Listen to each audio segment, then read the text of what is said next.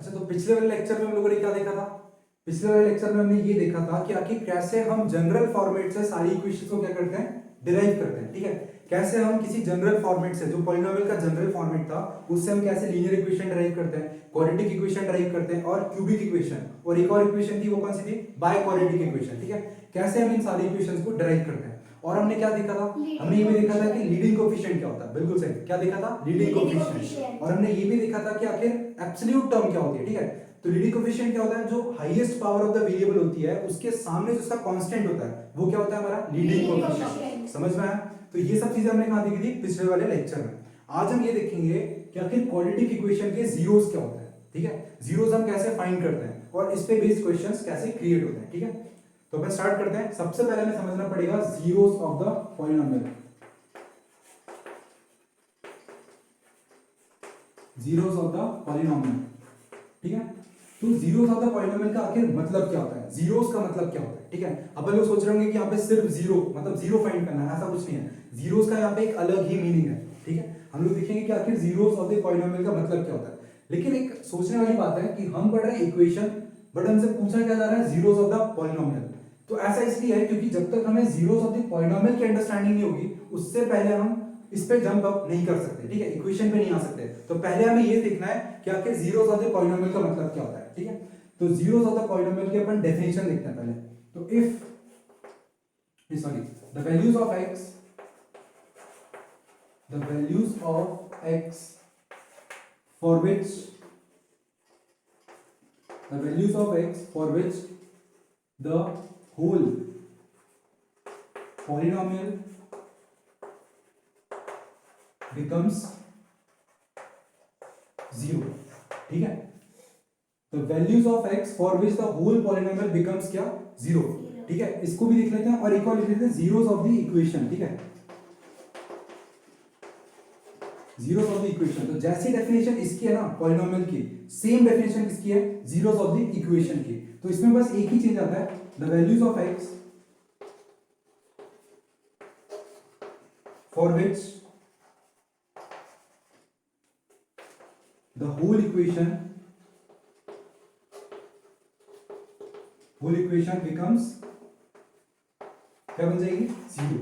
ठीक है, तो हमने देखा कि जीरोस ऑफ द पॉलिनोमियल और जीरोस ऑफ द इक्वेशन दोनों की डेफिनेशन में सिर्फ एक ही चीज का डिफरेंस है, वो क्या है? जिस टर्म के लिए वो बनी है। जैसे ये किसके लिए बनी है? पॉलिनोमियल के लिए, और ये किसके लिए? इक्वेशन के लिए। तो इसकी डेफिनेशन क्या होगी? The values of X for which the whole polynomial becomes zero, यानी पूरा पॉलिनोमियल क्या बन जाए? जीरो। ऐसी x की वैल्यूज जिसको हम अगर पॉलिनोमियल में रखें तो पूरा का पूरा पॉलिनोमियल क्या बन जाएगा? जीरो। तो वो क्या होगा? Zeros of the polynomial. ठीक है, अब इसी तरीके से अगर हम देखें तो जीरोस ऑफ द इक्वेशन क्या होगा? तो जीरोस ऑफ द इक्वेशन क्या होते हैं? द वैल्यूज ऑफ x, यानी x की वो वैल्यूज जिनको इक्वेशन में रखने पर, ठीक है, x की वो वैल्यूज जिसको इक्वेशन में अगर हम रखते हैं तो पूरी की पूरी इक्वेशन क्या बन जाए? जीरो के इक्वल। ठीक है, तो वो क्या कहलाएगी? Zeros of the equation. समझ में आया? ठीक है, अब अपन इसको एग्जांपल के थ्रू समझेंगे आखिर जीरोस का रियल मतलब क्या होता है। ठीक है, यहां तो हमने क्या देखा? डेफिनेशन में। डेफिनेशन में हमें सिर्फ एक ही लाइन याद रखनी है, x की वो वैल्यूज जिसको अगर इक्वेशन में रखा या फिर पॉलिनोमियल में रखा तो पूरी की पूरी इक्वेशन या पॉलिनोमियल क्या बन जाएगी? जीरो। तो वो हमारी क्या कहलाती है? जीरोस ऑफ द पॉलिनोमियल या फिर जीरोस ऑफ द इक्वेशन। ठीक है, अपन देखते हैं कि आखिर एग्जांपल्स के थ्रू हम कैसे समझेंगे इसे। ठीक है, हाँ।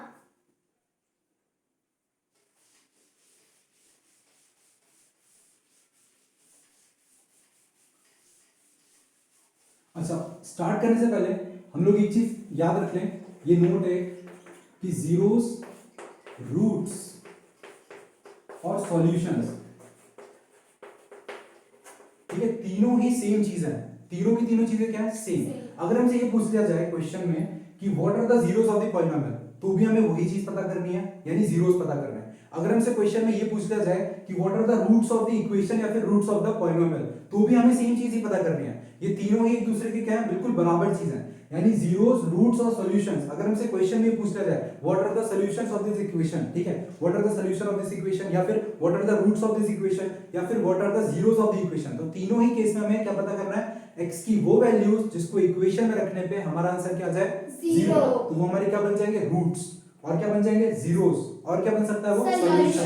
तीनों ही केसेस में वो एक ही चीज है, यानी x की वो वैल्यू जिसको इक्वेशन में रखने पे हमारा आंसर 0 हो जाए, वो हमारे क्या कहलाएंगे, या तो रूट्स कहलाएंगे या फिर हम उन्हें जीरोस भी कह सकते हैं और क्या कह सकते हैं, सॉल्यूशंस भी कह सकते हैं। ठीक है, आई होप कि समझ में आया हो कि जीरोस, रूट्स और सॉल्यूशंस एक ही चीज है, इसमें हमें कंफ्यूज नहीं होना है क्योंकि क्वेश्चन में कंफ्यूजन के लिए इन तीनों को ही दे दिया जाता है।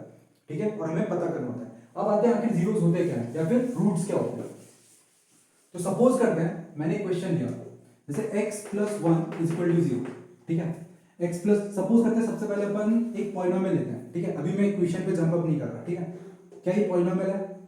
हाँ। ठीक है, अभी हमने पिछले लेक्चर में पढ़ा कि जनरल फॉर्मेट से हमें एक ही कंडीशन को मैच करना है। वो कंडीशन क्या होती है, n जो है, यानी x की जो पावर होगी n, वो क्या होनी चाहिए, या तो 0 या फिर एक पॉजिटिव इंटीजर। ठीक है, तो x की इधर पावर कितनी है, 1, तो पॉजिटिव इंटीजर है। हाँ। और इसके साथ एक कांस्टेंट भी है। कांस्टेंट तो हो गई क्योंकि वहां पे a0 कांस्टेंट होता था। ठीक है, तो यहाँ पे क्या ये हमारा पॉलिनोमियल है? बिल्कुल है। ठीक है, अगर ये पॉलिनोमियल है, और ये कौन सा पॉलिनोमियल है, लीनियर पॉलिनोमियल। क्यों? क्योंकि इसकी हाईएस्ट डिग्री कितनी है, 1। अगर किसी की हाईएस्ट डिग्री 2 हो जाए तो फिर वो क्वाड्रेटिक पॉलिनोमियल, अगर उसकी हाईएस्ट डिग्री 3 हो जाए तो वो कौन सा पॉलिनोमियल, क्यूबिक पॉलिनोमियल। ठीक है, तो इस तरीके से ये कौन सा पॉलिनोमियल है, लीनियर पॉलिनोमियल। अब हमें ये देखना है, इसके जीरोस पता करना है। क्या पता करना है, जीरोस। क्या फिर इस पॉलिनोमियल के जीरोस क्या होंगे। तो जीरोस की भी डेफिनेशन देखी हमने। क्या डेफिनेशन दी, ऐसी x की वैल्यूज जिनको पॉलिनोमियल पे रखने पे हमारा पूरा का पूरा पॉलिनोमियल ही क्या बन जाए, 0। तो एक हिट एंड ट्रायल मेथड लेते हैं। ठीक है, हिट एंड ट्रायल मेथड का मतलब तुक्के वाली मेथड होती है। तुक्का लगाना है हमें, ऐसी x की वैल्यू का तुक्का लगाना है जिसको हम इस पे अगर रख दें इस पॉलिनोमियल में, तो हमारे पूरा का पूरा पॉलिनोमियल आंसर कितना दे दे, 0। समझ में आ रहा है? ठीक है, तो हम एक वैल्यू को सपोज करते हैं। ठीक है, तो एक वैल्यू ली हमने, तो सपोज करते हैं यहाँ पे मैंने क्या लिया, -1। कितना लेता हूं मैं, -1, यानी एक x की वैल्यू पे मैं क्या रखूंगा, -1। तो यहाँ पे अगर मैं -1 पुट करूंगा किसकी जगह, x की जगह, क्योंकि जीरोस का मतलब क्या होता है, x की वो वैल्यू जिसको रखने पर पूरा का पूरा पॉलिनोमियल क्या बन जाए, 0। तो मैं इसमें क्या रखूं, -1। तो अगर मैं इसमें -1 रखूंगा तो यहाँ पे कितना आएगा, -1। x की जगह कितना रखा, -1, और यहाँ पे क्या लगा हुआ है, प्लस, और फिर क्या है, 1। और -1 + 1 इंटीजर्स को अगर अपन सॉल्व करें तो उसके हिसाब से क्या आएगा, 0। तो क्या -1 रखने पर हमारा पूरा का पूरा पॉलिनोमियल 0 बना? हाँ। तो क्या -1 इस पॉलिनोमियल का 0 है? हाँ। ठीक है, तो अगर हमसे ये पूछा जाए what is the zero of this polynomial, तो हम क्या कहेंगे, -1 is the zero of this polynomial. Clear है? ठीक है, पॉइंट जीरो कैसे पता करते हैं, क्लियर हो गया? ठीक है, x की वो वैल्यू जिसको पॉलिनोमियल पे रखने पे हमारा पूरा पॉलिनोमियल क्या बन जाए, 0। तो इस केस में अगर हमें से पूछा जाए कि इसका 0 क्या है, ठीक है, इसका 0 क्या है, तो इसका 0 क्या आएगा, -1। सिर्फ -1 ही होगा, इसके अलावा कुछ नहीं रख सकते। रख के देख लो, अगर अपन यहाँ पे 2 रख दें, सपोज करना, अगर यहाँ पे क्या रख दें, 2, तो अगर मैं यहाँ पे 2 रखूंगा तो x की जगह कितना आ जाएगा, 2 + 1, तो 2 + 1 कितना होगा, 3। तो क्या ये पॉलिनोमियल 2 रखने पर 0 बन रहा है, नहीं बन रहा। तो क्या ये रूट होगा उसका, नहीं। बिल्कुल नहीं। क्या ये 0 होगा उसका, नहीं। क्या इसका सॉल्यूशन होगा, नहीं। ठीक है, रूट, सॉल्यूशन, 0 सारी की सारी क्या चीज है, सेम। ठीक है, तो हमें वही वैल्यू रखनी है जिस पे वो पूरा का पूरा पॉलिनोमियल क्या बन जाए, 0। अच्छा, एक चीज को नोटिस करना है हमें, वो चीज क्या है, वो चीज ये है कि ये कौन सा पॉलिनोमियल था, लीनियर पॉलिनोमियल। कौन सा पॉलिनोमियल था, लीनियर पॉलिनोमियल। Linear polynomial. ठीक है, मैं शॉर्ट फॉर्म लिखूंगा पॉलिनोमियल का, ठीक है, फुल स्पेलिंग नहीं लिखूंगा। लीनियर पॉलिनोमियल, ये हमारा कौन सा पॉलिनोमियल था, लीनियर पॉलिनोमियल। अगर हम गौर करें तो लीनियर पॉलिनोमियल पे हमारे कितने जीरोस आए, बताओ, एक ही वैल्यू आई है ना, x की एक ही वैल्यू ऐसी है, इतने सारे नंबर्स हैं हमारे पास। देखो, -∞ से लेके +∞ तक हमारे पास हजारों करोड़ों नंबर्स हैं, लेकिन उसमें से सिर्फ कौन सा नंबर आ रहा है, -1। यानी एक ही ऐसा नंबर है जिसको हमारे पॉलिनोमियल पे रखने पे हमारा आंसर कितना आ रहा है, 0 के इक्वल। किसके इक्वल आ रहा है, 0 को। यानी सिर्फ और सिर्फ एक ही ऐसा नंबर है। तो इस पॉलिनोमियल के कितने जीरोस हुए, एक ही जीरो। कितना जीरो हुआ, एक ही जीरो। तो लीनियर पॉलिनोमियल में इसकी डिग्री कितनी थी, बताओ, इसकी पावर कितनी थी, हाईएस्ट पावर, इसकी हाईएस्ट पावर कितनी थी, 1। तो अगर इसकी हाईएस्ट पावर 1 है तो हमारा जो जीरोस भी होंगे ना, वो कितने होंगे, जीरोस भी हमारे कितने होंगे, 1। यानी अगर हमारा लीनियर पॉलिनोमियल है तो हमारे जीरोस भी कितने होंगे, एक जीरो। यानी उसका एक ही ऐसी वैल्यू होगी जिसको रखने पे हमारा आंसर कितना आ जाएगा, 0 के इक्वल। समझ आ रहा है? ठीक है, हाँ, मैं पूछ रही हूँ, अगर x की वैल्यू अगर जैसे कि 2 होती तो x की वैल्यू या फिर x की वैल्यू 2 होती और वहाँ पे +1 लिखा है = 2 में कितने जीरो आते फिर? x की वैल्यू कहाँ, यहाँ पावर 2 बोल रहे हो क्या? हाँ। तो x की वैल्यू थोड़ी ना है ये तो x की पावर है। हाँ। अगर x की पावर यहाँ पे 2 हो जाए, ठीक है, तो हाईएस्ट पावर कितनी हो रही है? 2 2। हाईएस्ट पावर कितनी हो रही है? 2। तो इस वजह से कौन सा पॉलिनोमियल बनेगा फिर? ये क्वाड्रेटिक पॉलिनोमियल, क्योंकि हाईएस्ट डिग्री कितनी हो जाती है? 2। जहां पे हाईएस्ट डिग्री 2 हो जाती है वो कौन सा पॉलिनोमियल? क्वाड्रेटिक। और क्वाड्रेटिक अगर क्वाड्रेटिक है तो यहाँ पे कितनी पावर थी? 2। तो हमारे जीरोस भी कितने आएंगे? 2 जीरोस आएंगे। यानी ऐसी दो वैल्यूज आएंगी जिनको उस इक्वेशन में रखने पे या फिर पॉलिनोमियल में रखने पे हमारा पूरा पॉलिनोमियल क्या बन जाएगा? 0। अभी हम आएंगे उस पे, ठीक है, क्वाड्रेटिक इक्वेशन या फिर क्वाड्रेटिक पॉलिनोमियल के जीरोस कैसे पता करते हैं, ठीक है। फिलहाल अभी हमें ये देखना है कि लीनियर में क्या होता है। तो लीनियर में पावर कितनी होती है? 1, इसलिए हमारे जीरोस भी कितने आएंगे? 1, ठीक है, जीरोस भी कितने आएंगे? 1, ठीक है।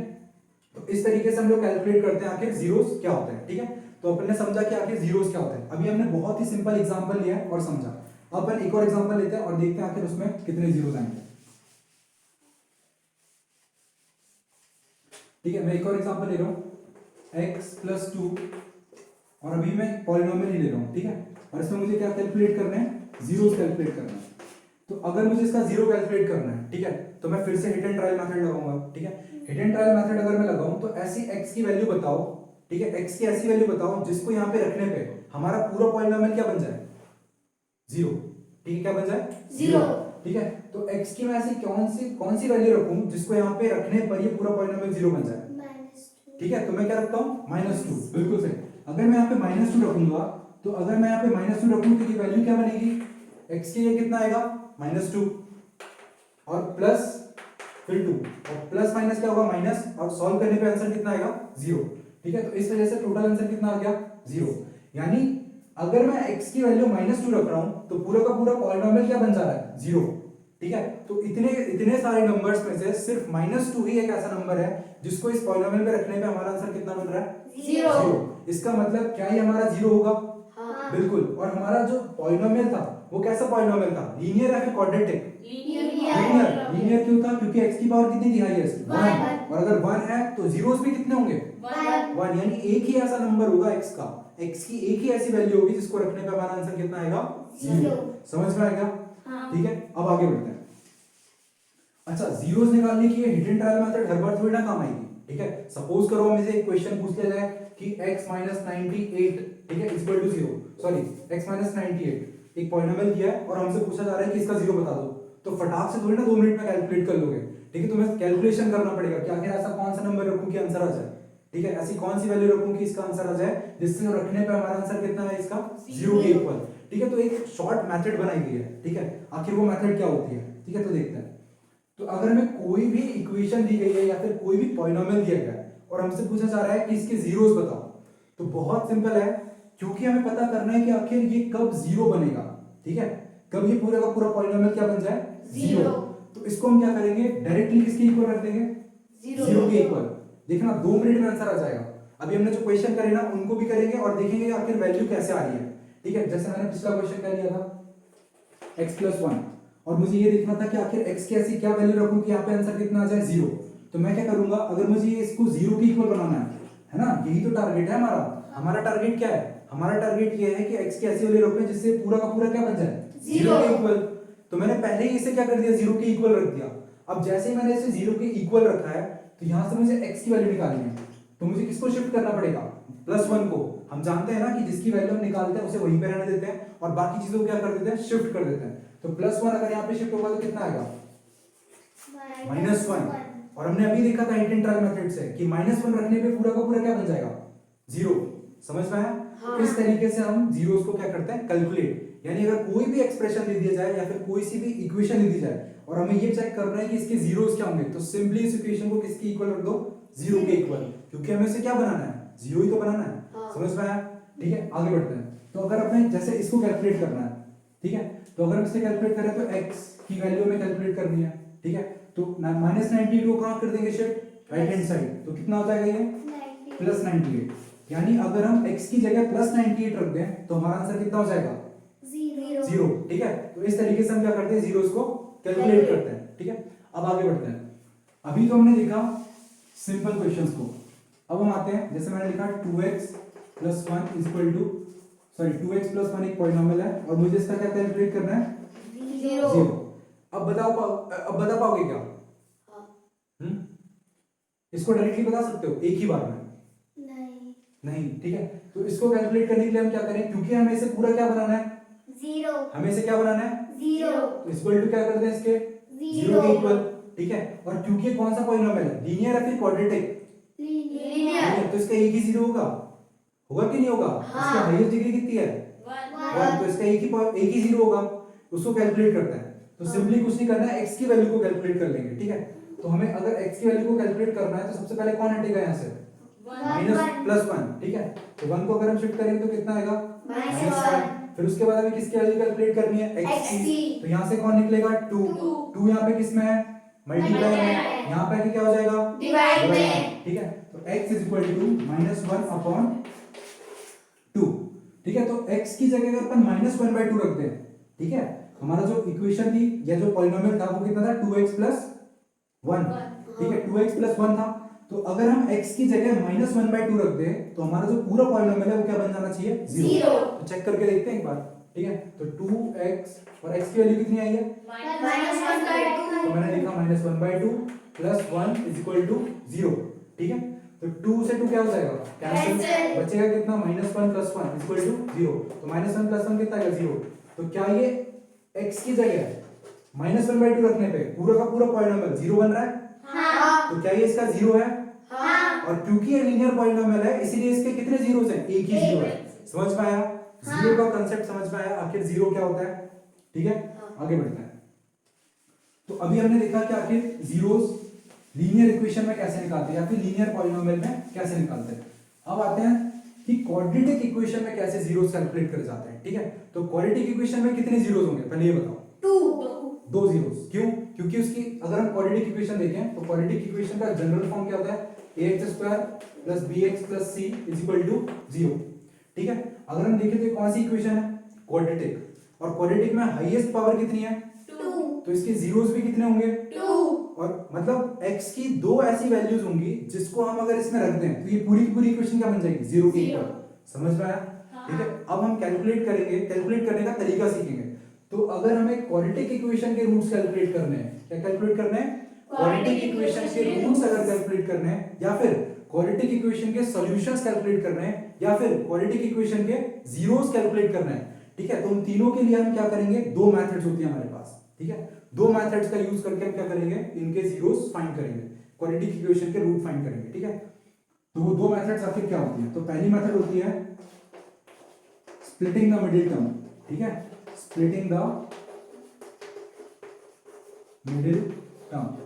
पहली मेथड हमारी क्या होती है, स्प्लिटिंग द मिडिल टर्म, ठीक है। हम एक एक करके देखेंगे कि आखिर स्प्लिटिंग द मिडिल टर्म क्या होती है। और जो सेकंड मेथड होती है, हमारी सेकंड मेथड होती है श्री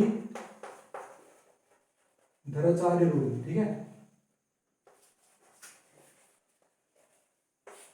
ठीक है। पहली मेथड क्या होती है, स्प्लिटिंग द मिडिल टर्म, और दूसरी मेथड क्या होती है, श्रीधराचार्य रूल। अगर श्रीधराचार्य रूल का हम यूज करें तो हम इस क्वाड्रेटिक इक्वेशन की क्या पता कर सकते हैं, रूट्स पता कर सकते हैं, यानी जीरोस पता कर सकते हैं। और स्प्लिटिंग द मिडिल टर्म का भी यूज करके हम क्या कर सकते हैं, रूट्स को पता कर सकते हैं। जनरली हम किसको यूज करते हैं, श्रीधराचार्य को, क्योंकि स्प्लिटिंग द मिडिल टर्म बहुत ही छोटे क्वेश्चंस के लिए बहुत ही इजी मेथड है। यानी अगर छोटे क्वेश्चंस हैं तो हम स्प्लिटिंग द मिडिल टर्म को अप्लाई कर सकते हैं, बट अगर हमारे बहुत ही लेंथी हैं, जैसे वैल्यूज बड़ी बड़ी हो जाती हैं, अगर तो बड़े बड़े नंबर्स अगर उस इक्वेशन में लिखे हुए हैं तो हम किसे यूज करेंगे, श्रीधराचार्य। एक एक करके हम देखेंगे कि आखिर इससे हम कैसे रूट्स को पता करते हैं, ठीक है। तो स्टार्ट करते हैं कि आखिर स्प्लिटिंग द मिडिल टर्म से हम कैसे जीरोस को पता करेंगे। तो सबसे पहले आते हैं स्प्लिटिंग द मिडिल टर्म।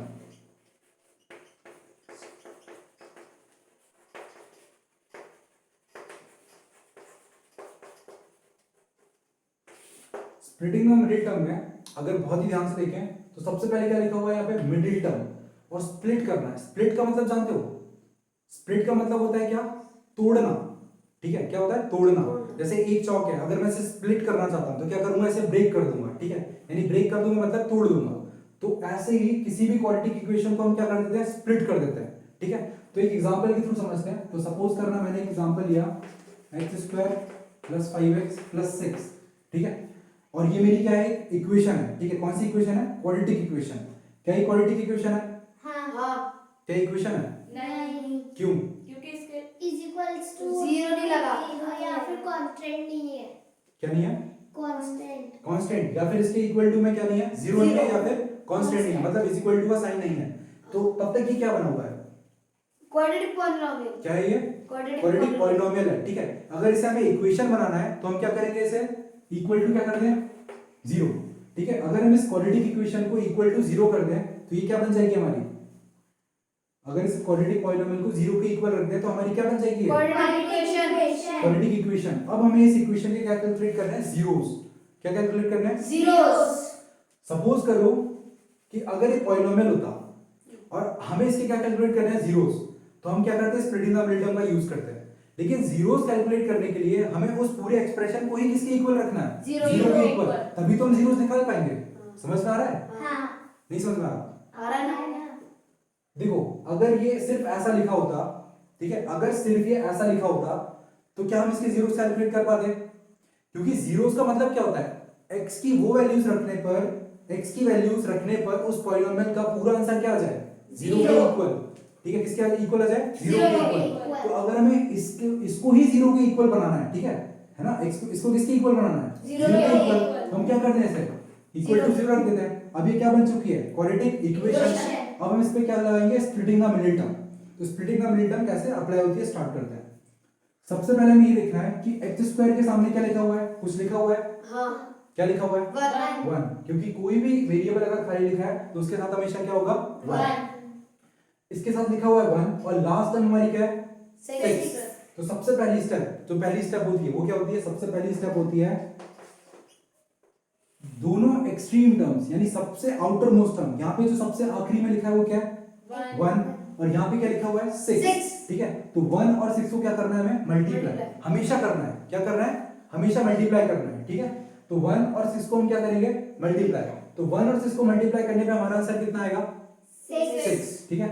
तो फर्स्ट स्टेप में हमने क्या करना है? 1 into 6, तो कितना आंसर आया? 6। अब सेकंड स्टेप, ठीक है। सेकंड स्टेप में हमें क्या करना है? इस तरीके से दो नंबर्स लेने हैं, दो नंबर्स इस तरीके से लेने हैं, सपोज करने हैं हमें, ठीक है। ऐसे दो नंबर सपोज कर रहे हैं जिनको मल्टीप्लाई करने पे हमारा आंसर कितना आ जाए? 6, ठीक है। दोबारा बोल रहा हूं, ऐसे दो नंबर्स लेने हैं जिनको मल्टीप्लाई करने पे हमारा आंसर कितना आ जाए? 6, ठीक है। तो और दूसरी चीज हमें याद रखनी है, ठीक है। तो अपन पहले ये देखते हैं कि आखिर दो नंबर कौन से जिनको मल्टीप्लाई करने पे हमारा आंसर कितना आ जाए? 6। तो ऐसे दो नंबर कौन कौन से हो सकते हैं? 3 into 3। कितना? 2 into 3, ठीक है। तो सबसे पहले लिखा 2 into 3, ठीक है। और एक और नंबर हो सकता है 6 into 1, ये भी तो पैटर्न हो सकता है, ठीक है। तो 2 into 3 और 6 into 1। तो ऐसे दो नंबर जिनको मल्टीप्लाई करने पे हमारा आंसर कितना आ रहा है? 6। वो हमारे पास क्या है? 2 और 3 और 6 और 1। अब तीसरी चीज जो हमें याद रखनी है, ठीक है, सॉरी सेकंड चीज जो हमें याद रखनी है वो ये है कि वो दो नंबर जो हमने सिलेक्ट कर रहे हैं वो इस तरीके से होने चाहिए कि उनको प्लस या माइनस करने पे, ठीक है, हमारे जो दो नंबर हमने सिलेक्ट करे ना, इनको प्लस या माइनस करने पे हमारा जो आंसर है वो कौन सी टर्म हो जानी चाहिए? Middle term, exactly middle term बननी चाहिए। तो ऐसे दो नंबर बताओ, क्या वो ये वाले नंबर्स होंगे क्या? हाँ। कि 2 और 3, अगर 2 और 3 को हम प्लस कर दें, ठीक है, अगर हम 2 और 3 को प्लस करेंगे तो हमारा आंसर +5 आएगा क्या? हाँ। साइन का हमें बहुत ही इंपॉर्टेंट ध्यान रखना है, ठीक है, बहुत ज्यादा तरीके से। अगर 2 और 3 को हम लेंगे तो हमारा आंसर कितना आएगा? 5, क्योंकि इनको अगर हम प्लस कर दें तो कितना आंसर आएगा? 5। अगर हम इन्हें माइनस करेंगे, जैसे 2 - 3 कर दूं तो कितना आंसर आएगा? -1। तो क्या हमें -1 चाहिए? नहीं, हमें -1 नहीं चाहिए, हमें कितना चाहिए? +5। तो +5 कैसे आ सकता है? +2 और +3 से। उसके बाद अगर हम 6 और 1 को ले लें, सपोज करो हमने किसको ले लिया? 6 और 1 को। अब 6 और 1 को अगर मैं ऐड करूं कितना आएगा?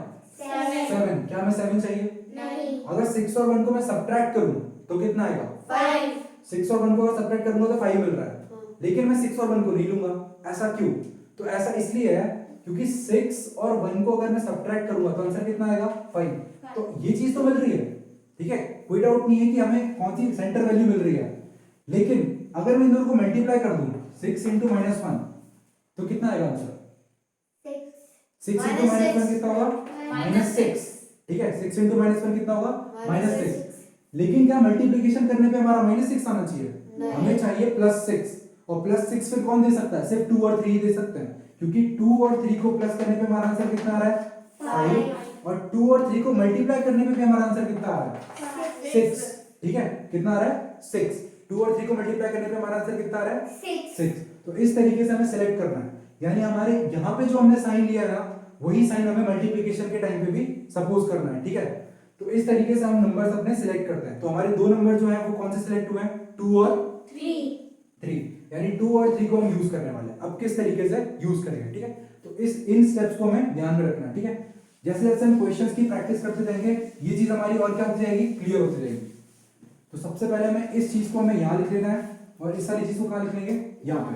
तो यहाँ पे कितना लिखूंगा मैं? 1x², और 5x की जगह मैं क्या लिखूंगा? वो जो दो नंबर थे उनको मैं लिखूंगा, ठीक है। तो हमारा पहला नंबर क्या था? 2, और दूसरा नंबर क्या था? +3। लेकिन इनके साथ हमें क्या लिखना है? एक और चीज लिखनी है, और वो क्या है? x। क्या लिखना है? x। यहाँ पे मैं लिखूंगा 2x, और यहाँ पे कितना लिखूंगा? 3x। और ये जो 6 था उसको मैं क्या लिख लूंगा? यहाँ पे, और इसके साथ साइन कौन सा था? प्लस था। तो इस तरीके से हमने देखो, ये इधर कितनी टर्म्स थी? टर्म्स बता सकते हो? कोमल तुम बताओ यहाँ पे कितनी टर्म्स है? 3 टर्म्स है। यहाँ पे कितनी टर्म्स है? 3 टर्म्स है हमारे यहाँ पे। अब हमने क्या करा? बीच वाली टर्म को तोड़ लिया। क्या कर लिया? तोड़ लिया। और तोड़ने का ही मतलब क्या होता है? स्प्लिटिंग। समझ रहे हो? वही मैं समझाता ना, स्प्लिटिंग का मतलब क्या होता है? तोड़ना। तो मैंने 5x को देखो क्या लिख लिया है? 2x + 3x। सही लिखा है कि नहीं लिखा? क्योंकि 2x और 3x को अगर प्लस करोगे तो आंसर कितना आएगा? +5x। समझ आया?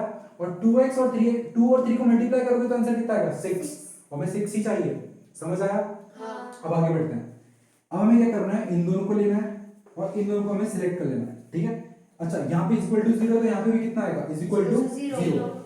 अब 1x² + 2x, इन दोनों में ऐसी कौन सी क्वांटिटी है जो कॉमन निकल सकती है? x इसके पास भी है और x इसके पास भी है, ठीक है। x की पावर यहाँ पे कितनी है? 2। x की पावर यहाँ पे कितनी है? 2। यानी x कितने लिखे हुए हैं यहाँ पे? 2x है ना, दो बार x क्या हो रहा है? मल्टीप्लाई, ठीक है। और यहाँ पे x कितना है? 1। लेकिन मैं इन दोनों में क्या x है? क्या इन दोनों में x है? क्या इन दोनों टर्म्स में x है? हाँ। तो हम क्या करेंगे? x को क्या निकाल लेंगे? कॉमन। अगर मैंने यहाँ पे 2x थे, उसमें से एक x को बाहर निकाला है, तो यहाँ पे कितने x बचे होंगे? 1, ठीक है। एक x हमारा क्या बचा होगा? ठीक है। तो यहाँ पे मैं क्या लिखूंगा? 1x प्लस, यहाँ से अगर x निकल के बाहर आ चुका है तो यहाँ पे कितना बचा है? 2। तो यहाँ पे क्या लिखूंगा मैं? 2, ठीक है। इसी तरीके से यहाँ से भी हमें कॉमन निकालना है, ठीक है। अब ये बताओ, यहाँ पे ऐसी कौन सी चीज है जिसको मैं कॉमन निकाल सकता हूँ? ठीक है, यहाँ पे ऐसी कौन सी चीज है जिसमें कॉमन निकाल सकता हूँ? 3। कांस्टेंट नहीं है। कांस्टेंट कैसे कॉमन निकल सकता है? यहाँ पे 6 लिखा हुआ है, ठीक है। तो ये कांस्टेंट नहीं हो सकता। कांस्टेंट कैसे कॉमन निकल सकता है? 6 को मैं थोड़ी ना कॉमन निकाल लूंगा, ठीक है। लेकिन मैं एक चीज देख सकता हूँ कि 6 को मैं क्या लिख सकता हूँ? 3 × 2। क्या लिख सकता हूँ? 3 × 2। तो मैं यहाँ पे एक छोटा सा 3 × 2 बना रहा हूँ, ठीक है। और अब मैं कॉमन निकालता हूँ। अब बताओ, 3x और 3 × 2 में से ऐसा कौन सा नंबर है जो दोनों में कॉमन है? 3 दोनों में मौजूद है। तो मैं क्या करूंगा? 3 को निकालूंगा बाहर, और वो भी +3 को बाहर निकाल रहा हूँ, ठीक है। तो उसके बाद अगर 3 यहां से निकल चुका है तो यहाँ पे कितना बचा? x। अगर 3 यहां से निकल चुका है तो यहाँ पे कितना बचा? 2। तो यहाँ पे भी कितना आ गया? 2, क्योंकि यहाँ पे प्लस था इसलिए प्लस, और फिर इसके पास क्या है? 2। तो इस तरीके से हमने इसे कैलकुलेट करा। तो यहाँ पे क्या लिखा हुआ है? x × x + 2 प्लस 3 × x + 2, ठीक है। हमारे दोनों ब्रैकेट्स क्या है यहाँ पे? सेम है, ठीक है। तो हम ये देखेंगे कि आखिर इस टर्म में से और इस टर्म में से क्या कॉमन निकल सकता है, ठीक है। तो क्या कॉमन निकलेगा? x + 2। ठीक है, x + 2 क्यों कॉमन निकलेगा उसको भी देखते हैं। सबसे पहले इस पे ध्यान देना, क्या मल्टीप्लिकेशन में कोई टर्म सेपरेट होती है? जैसे मैंने लिख दिया 2x, तो क्या यहाँ पे दो टर्म्स हैं कि एक टर्म है? एक ही टर्म है, ठीक है। अगर मैंने यहाँ पे लिखा 2x + 3x, यहाँ पे कितनी टर्म्स हो गई? 2 टर्म। मल्टीप्लिकेशन और डिवीजन टर्म्स को कभी भी सेपरेट नहीं करते हैं, ठीक है। सेपरेट कौन करता है? मल्टीप्लिकेशन और डिवीजन कभी भी टर्म्स को सेपरेट नहीं करते। सेपरेट कौन करता है? प्लस और माइनस, ठीक है। कौन सेपरेट करता है? प्लस या माइनस, ठीक है। तो यहाँ पे इस टर्म और इस टर्म के बीच में क्या लगा हुआ है? मल्टीप्लिकेशन। क्या लगा है? मल्टीप्लिकेशन। तो क्या ये x है और ये क्या लिखा हुआ है? x + 2, यानी ये एक टर्म है और ये पूरी एक टर्म है, ठीक है। तो यहाँ पे टोटल टर्म्स कितनी हुई? 2। क्यों? क्योंकि इधर सिर्फ प्लस लगा है, इस प्लस के बगल में पूरी एक चीज है, और इस प्लस के जस्ट बगल में एक और चीज है, यानी टर्म्स कितनी यहाँ पे? 2। अब इस टर्म में से और इस टर्म में से ऐसी कौन सी चीज है जिसको हम कॉमन निकाल सकते हैं? तो वो क्या है? x + 2। तो x + 2 इधर इसके पास भी है और x + 2 इसके पास भी है। तो हम क्या करेंगे? x + 2 को दोनों में से ही क्या निकालेंगे? कॉमन। तो x + 2 मैंने यहाँ पे ब्रैकेट में लिखा, और क्योंकि मैंने इसे कॉमन निकाला है तो यहां से अगर x + 2 निकला होगा तो यहाँ पे कितना बचा होगा? x अरे भाई, अगर x + 2 निकला है तो यहाँ पे कितना बचा होगा? x। x बस बचा होगा प्लस, अगर x प्लस 2 यहां से कॉमन निकला तो यहां पे कितना छोड़ गया? 3। यहां पे कितना बचा? x प्लस 3, यानी बाहर कितना निकल गया? x प्लस 2 और इधर कितना बचा? x प्लस 3, और ये फाइनली क्या होगा? Equal to 0। हमारा इक्वल टू 0 क्या चलते आता है, ठीक है, समझ में आया इतना? ठीक है, ऐसा हम क्या निकालते हैं? कॉमन। तो x plus 2 into x plus 3, बीच में क्या लगा हुआ है? कोई साइन है क्या? कोई सिंबल है क्या? इसका मतलब क्या है वहां पे? मल्टीप्लिकेशन। तो x plus 2 into x plus 3 is equal to 0। अब आगे देखना, अब आगे की जो चीज है वो बहुत ही ज्यादा इंपॉर्टेंट है, ठीक है, उसे ही समझना है, क्योंकि यहीं से हमारे क्या निकलते हैं? जीरोस निकलना चालू होते हैं, ठीक है। तो मैं इसे मिटा रहा हूं, x प्लस 2 और x प्लस 3। तो हमारा जो फाइनल बन के आया वो कितना था? x प्लस 2 और x प्लस 3। तो x प्लस 2 और x plus 3 is equal to 0। अब देखना यह है कि ये क्वांटिटी है और ये क्वांटिटी है, ठीक है। अब एग्जांपल के थ्रू समझना बहुत अच्छे से। सपोज करो ये बॉक्स है और बीच में क्या लगा हुआ है? मल्टीप्लिकेशन, और एक और बॉक्स है, ठीक है, और यहाँ पे कितना लिखा हुआ है? 0। अब यहाँ पे एक नंबर लिखा है और यहाँ पे एक नंबर है और आंसर कितना आना चाहिए? 0, ठीक है। तो अगर मैं यहाँ पे 1 लिख दूं, अगर मैं यहाँ पे 1 लिख दूं, इसमें ऐसा क्या मल्टीप्लाई करूं कि टोटल आंसर कितना है? 0 के इक्वल, बताओ? 0। यानी अगर मैं यहाँ पे क्या कर दूं? 0। अगर इन दोनों बॉक्सेस में से एक बॉक्स अगर 0 हो जाए तो हमारा आंसर कितना आ जाएगा? 0, क्योंकि 1 into 0 मतलब any number multiplied by 0 will be giving 0। इसका मतलब हमारा आंसर कितना आएगा? 0। इसी तरीके से अगर इस बॉक्स में मैं 0 रख दूं और यहाँ पे कुछ भी रख दूं, कुछ भी 100, 10, 99 कुछ भी, तो यहाँ पे कितना आ जाएगा? सपोज तो भी आंसर कितना आएगा? 0। यानी दोनों ही बॉक्स में से एक बॉक्स अगर 0 हो जाए तो हमारा पूरा आंसर कितना हो जाएगा? 0। सही बात है, ठीक है। तो इस तरीके से अगर ये 0 हो गया तो भी हमारा आंसर कितना आ जाएगा? 0। और अगर ये वाली क्वांटिटी भी 0 हो गई तो भी हमारा आंसर कितना आएगा? 0। यानी या तो ये 0 हो जाए या फिर ये 0 हो जाए। तो हम दोनों को ही एक एक बार क्या रख देंगे? 0 के इक्वल। क्या रखेंगे? 0 के इक्वल, क्योंकि दो क्वांटिटी का प्रोडक्ट यानी दो क्वांटिटी को मल्टीप्लाई करने पे आंसर 0 कब आता है? जब दोनों में से कोई एक क्या हो जाए? 0। समझ में आया? हाँ। पक्का? आगे बढ़ते हैं। तो सबसे पहले मैंने इसको क्या करा? 0 के इक्वल रखा। इसी तरीके से करना है, इस तरीके से इक्वल टू 0 बना लेना ताकि हमें याद रहे, और फिर इसको भी क्या करेंगे? 0 के इक्वल।